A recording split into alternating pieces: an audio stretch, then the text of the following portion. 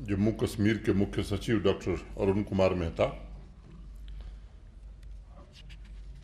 हमारे निमंत्रण पर आज के कार्यक्रम में उपस्थित आदरणीय डॉक्टर मंगला राय जी, हमारे additional chief secretary Shri Atal Dullu जी,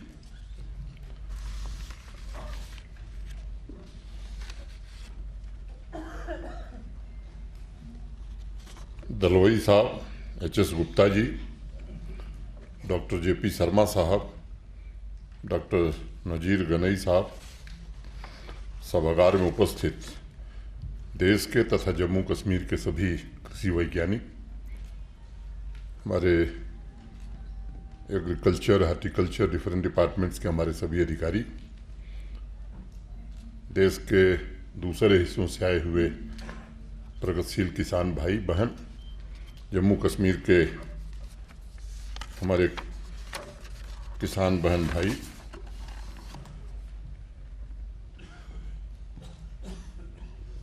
मैं ध्यानपूर्वक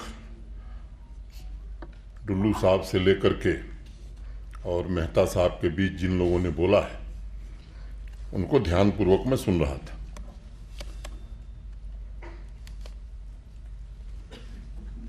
आज बोलने के लिए खड़ा भी नहीं हूं, लेकिन पिछले कई महीनों से एक चर्चा हम सब कर रहे थे कि जम्मू कश्मीर को अगर आर्थिक रूप से आत्मनिर्भर बनना है, संपन्न बनना है, यहाँ के लोगों को रोजगार के अवसर उपलब्ध कराने हैं, तो किन क्षेत्रों पर ध्यान दिया जाना चाहिए।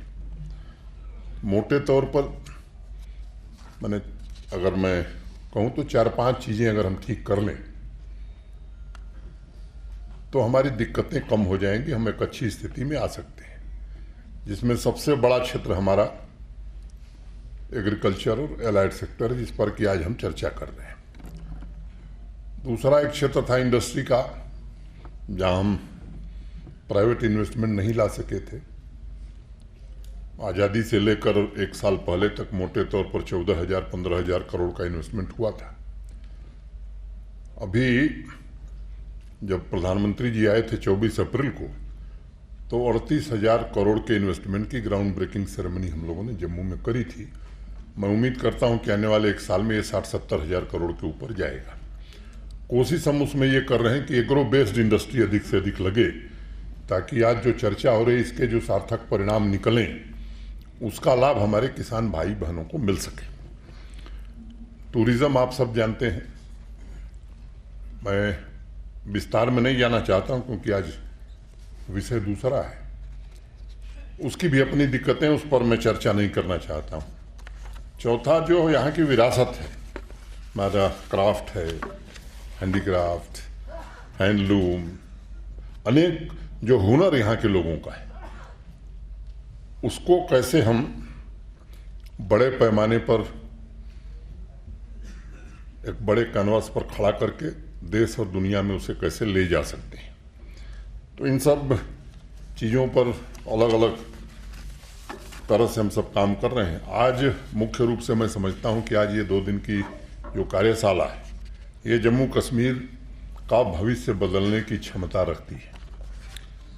अब मैं कोई बड़ी बात नहीं करने वाला हूं कि त्यागी जी को मैं बहुत ध्यान से सुना, मेरा उद्देश्य बहुत सीमित है। ये पॉलिसी क्या होगी एग्रीकल्चर की देश में, ये मेरे न चर्चा का विषय है, न मेरे, मैं समझता हूं कि क्षमता और मेरे कार्य क्षेत्र में आता है। जम्मू कश्मीर में सही नीति क्या हो, हम अपने किसान को कैसे आगे बढ़ा सकें। डिफरेंट सेक्टर्स में, एग्रीकल्चर है, हार्टिकल्चर है, फिशरीज है, डेयरी है, एनिमल हस्बेंड्री है, इस सब की एक समेकित योजना हम बनाना चाहते हैं। और देश भर के जो विशेषज्ञ आए हैं, आप जैसे तमाम हमारे जो अनुभवी किसान हैं, और जम्मू कश्मीर के भी जो हमारे किसान हैं, इनके सहयोग से एक पॉलिसी डॉक्यूमेंट बनाना, और वो केवल फाइल और कागज के लिए नहीं, उसे जमीन पर उतारना, ये हमारी जिम्मेदारी है और इसको हम करना चाहते हैं, ईमानदारी से करना चाहते हैं। विजन भले ग्लोबल हो, लेकिन एक्शन हम लोकल रखना चाहते हैं त्यागी जी। एक्शन हम लोकल के बाहर नहीं ले जाना चाहते। जो बातें पहले कही जा चुकी हैं कितने प्रतिशत आबादी, अब उसको दोहराने का कोई मतलब मुझे नहीं है। विश लिस्ट हमारी भी बड़ी लंबी है, लेकिन उस पर चर्चा करना मुनासिब नहीं है। मैं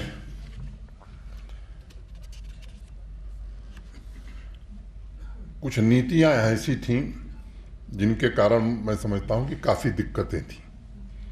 अब एक कानून था भूमि का, लैंड लॉज में, कि एप्पल ऑर्चर्ड अगर आपको लगाना है तो रेवेन्यू मिनिस्टर से परमिशन चाहिए और काटना है तो भी चाहिए। तो उसको थोड़ा हम लोगों ने बदल दिया। अब लगाने के लिए किसी को किसी परमिशन की जरूरत नहीं है। आप जितना चाहें एप्पल ऑर्चर्ड लगाना है तो लगाइए, कोई रोक नहीं है। काटने के लिए परमिशन जरूर चाहिए। एक कानून था यहाँ कि 4 कैनाल से कम जमीन है तो आप हाई डेंसिटी प्लांटेशन नहीं कर सकते, उसको भी बदल दिया है कि गरीब से गरीब आदमी जिसके पास सबसे कम जमीन है उसको सबसे ज्यादा जो है तो वो भी लगा सकता है। कुछ एरिया वाइज भी कानून थे कि यहाँ ये हो सकता वहाँ नहीं हो सकता, उसको भी बदल दिया है।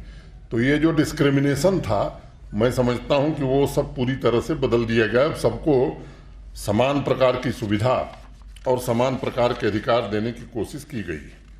ये सच है कि 2 वर्षों में मैं ये नहीं कह सकता हूं कि बड़ी भारी प्रगति हुई है, लेकिन जो आंकड़े अभी बोले गए हैं कि देश के शीर्ष 5 राज्यों में किसानों की आमदनी के मामले में जो शीर्ष 5 राज्य हैं उसमें हम भी अब शामिल हो गए हैं। और ईमानदारी से कहें तो पंजाब हरियाणा के बाद अब हम ही हैं तीसरे नंबर पर, जो फैक्चुअल स्थिति। 30 सालों में खेती योग्य जमीन में हमने कुल 35,000 हेक्टेयर भूमि जोड़ी है। अब हमें फूड सिक्योरिटी की भी चिंता करनी है, किसान के आमदनी की भी चिंता करनी है, और जम्मू कश्मीर की अर्थव्यवस्था में एग्रीकल्चर और एलाइड सेक्टर का योगदान जो है ये हमारे लिए संतोष का विषय नहीं है, क्योंकि 70% आबादी जिस पर निर्भर है उसका योगदान पूरे जीडीपी में इतना कम हो, इससे हमें संतोष नहीं है। इसको आने वाले 3 साल में कैसे हम डबल कर सकते हैं, मैं समझता हूँ इस कार्यशाला में ये तय होना चाहिए। एक 3 साल का एक्शन प्लान और एक 10 साल का एक्शन प्लान। मुझे लगता है कि वो 3 साल का एक्शन प्लान डुएबल हो, जो हम लोग कर सकते हैं। तो इसलिए बड़ी बात के चक्कर में मैं नहीं हूँ। मैं विशेषज्ञों से, खासतौर से जो डॉक्टर मंगला राय जी, दलोई साहब और भी जितने लोग हैं, और प्रगतिशील किसानों से जिन्होंने सीधा खेत में अनुभव किया, हरियाणा से हमारे भाई आए हैं, इनसे मेरा हाथ जोड़कर निवेदन है कि थोड़ा हमारे किसानों को आप जरूर गाइड करिए, क्योंकि आपका जो ज्ञान होगा वो किसी ज्ञान से बहुत बड़ा होगा, क्योंकि आपका ज्ञान अनुभव पर आधारित ज्ञान है, उससे सीधे लाभ मिलेगा। तो मैं अनुरोध, और दुल्लू साहब से मैं अनुरोध करूँगा कि एक डॉक्टर मंगला राय साहब की अध्यक्षता में एक विशेषज्ञ समिति आप बना दीजिए, जो एक फाइनल ब्लूप्रिंट हमारे लिए तैयार कर दे। एक बात का हम जरूर भरोसा दे सकते हैं कि उसके लिए न पैसे की कमी होगी और न उसे लागू करने में कोई कोताही होने दी जाएगी, वो जरूर हम करेंगे, ये हमारा काम। और इसी से मुझे लगता है कि जम्मू कश्मीर का होलिस्टिक डेवलपमेंट हो भी सकता है। एक अंग्रेजी में बात कही जाती है कि if you can improve the agriculture you will improve the world. ये क्षमता कृषि में है, ये बात कही जाती है। और इसलिए मैं आप सबसे विनम्रतापूर्वक निवेदन करूंगा, माननीय प्रधानमंत्री जी ने पिछले 8 सालों में कृषि के क्षेत्र में ढेर सारे बदलाव किए और अनेक स्टेक होल्डर से चर्चा की है, और मैं कह सकता हूं कि बहुत सारे बदलाव हुए हैं देश में। लेकिन मुझे लगता है कि जम्मू कश्मीर में जो पोटेंशियल है, जो हमारी संभावनाएं हैं, मैं समझता हूं वो असीम है। उसको अधिक से अधिक हम कैसे टैप कर सकें, मंगला राय जी ने विस्तार से पहले ही बताया, मैं उस के विस्तार में नहीं जाना चाहता हूं। लेकिन एक बड़ा तबका है किसानों का जिनके लिए अभी भी खेती वायबल नहीं है, स्टेडी नहीं है और सस्टेनेबल भी नहीं हो पाई। तो इन बातों को भी हमें ध्यान में रखना होगा। और लैंड रिसोर्सेस का 50% उपयोग ही हम कर रहे हैं, संभावना है 200% से ज़्यादा का हम उपयोग कर सकते हैं। और करीब करीब 13.5-14 लाख किसान परिवार हैं और 12 लाख हेक्टेयर जो ज़मीन है हमारे पास वो कृषि लायक है। अब भविष्य में हमें किन चुनौतियों का सामना करना पड़ेगा उसके बारे में भी हमें चर्चा करनी होगी। मिल्क प्रोडक्शन में मुझे बताया गया, आप लोगों ने सुना है कि मिल्क डेफिसिट स्टेट था। आज हमारे पास दूध की कमी नहीं, हम सरप्लस होने की स्थिति में हैं। और एक बात मैं ज़रूर कहना चाहूँगा कि पंजाब और हरियाणा से ज़्यादा पैसा हम अपने मिल्क प्रोड्यूसर को दे रहे हैं। पंजाब और हरियाणा से ज़्यादा, जानबूझ करके मैंने कहा कि अमूल जो पैसा देता है उससे ज़्यादा पैसा हम यहाँ देते हैं। ये Jammu Kashmir milk producer organisation जो हमारा है, ठीक है, अमूल ही हमारी मेंटरिंग कर रहा है, लेकिन 48 रुपये 35 पैसा पर लीटर हम किसान को दे रहे हैं। और मैक्सिमम पंजाब और हरियाणा में 45-46 रुपये से ज़्यादा किसी किसान को नहीं मिल रहा है।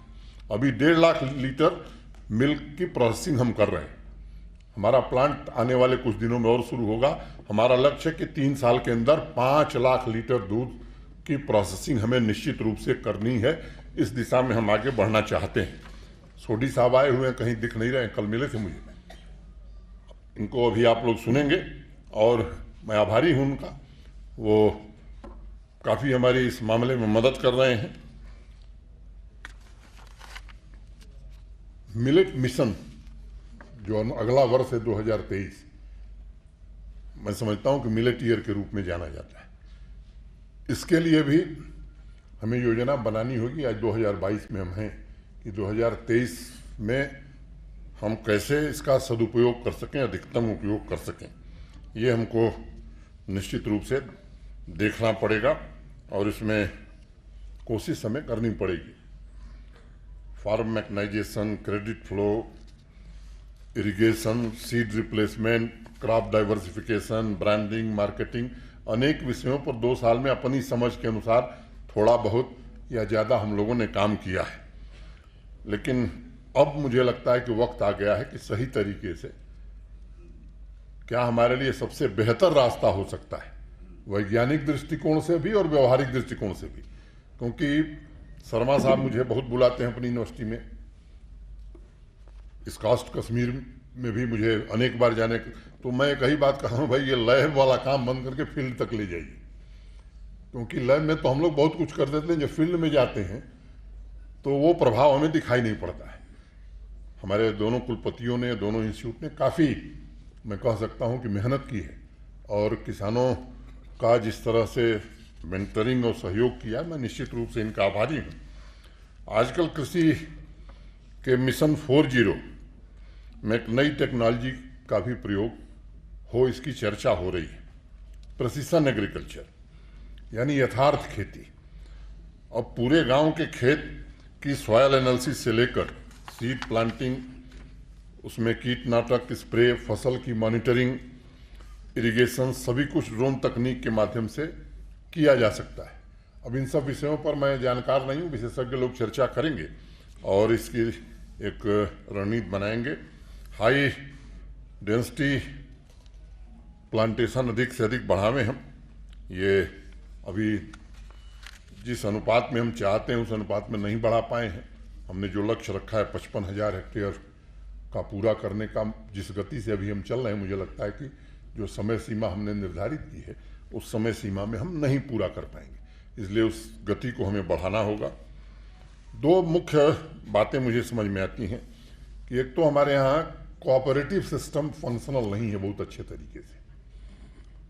पिछली बार मैंने जम्मू में जब कोऑपरेटिव का रिव्यू किया था और थोड़ा हम लोग कोशिश किए हैं कोऑपरेटिव आगे बढ़े, मुझे लगता है कि खेती के लिए सहकारिता का भी बड़ा, मैं समझता हूँ दोनों का चोली दामन का संपर्क है। सबने चर्चा की कि लैंड होल्डिंग हमारी कम है, लेकिन वो हम लोग जब बचपन में थे बुरा तो किसी ने मुझे कहा कि एक सहकारी, मैंने कोऑपरेटिव लीडर थे जिन्होंने पटना रेलवे स्टेशन के जंक्शन को ही किसी बैंक को गिरवी रख दिया। तो उस तरह की कोऑपरेटिव हम लोग नहीं चाहते हैं। रियल में वो किसानों की कोऑपरेटिव हो, किसानों के हित के लिए काम करे, और उस दिशा में दुल्लू साहब हम सब लोगों को मिल करके काम करना होगा और सहकार की भावना से वो काम शुरू किया जाए, जिसमें किसान तो हो ही, मुझे लगता है कि उसमें काम करने वाले आदमी के हित को भी हम ध्यान में रखें। अभी पिछले 15 तारीख को एक डिस्ट्रिक्ट एक्सपोर्ट एक्शन प्लान हम लोगों ने पूरे जम्मू कश्मीर का काफ़ी परिश्रम से बना है। अब उस एक्सपोर्ट प्लान में मुझे लगता है कि सबसे ज़्यादा योगदान हमारे एग्रीकल्चर और एलाइड सेक्टर का ही हो सकता है।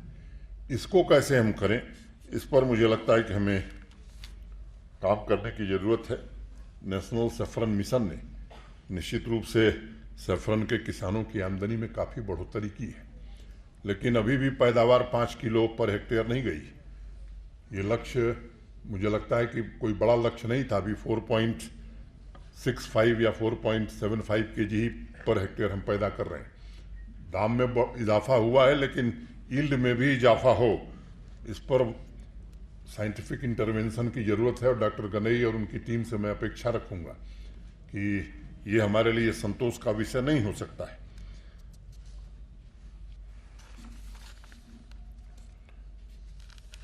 बापू महात्मा गांधी की एक बात मैं कह करके अपनी बात खत्म करूंगा कि पानी की बूंदों से समुद्र बनता है, क्योंकि बूंदें आपस में मिलकर पूरी तरह एक हो जाती हैं और एक दूसरे में से अलग नहीं होती। आदमियों पर भी यही सिद्धांत लागू होता है और इसलिए मैं इस पर विश्वास रखता हूं कि सहकार की संस्कृति यदि हम विकसित कर सके, खास तौर से जम्मू कश्मीर के किसान भाइयों में ये संस्कृति अगर हम डेवलप कर सके, और वो हम नहीं कर पाएंगे, वो आपको करना होगा, तो निश्चित रूप से हम स्वावलंबी बन सकते हैं। मार्केट फोर्सेस और जो आधुनिकीकरण और क्लाइमेट चेंज के जोखिम हैं, इन पर किस तरह से हम आगे बढ़ें, इस पर भी कुछ काम हमें करना होगा।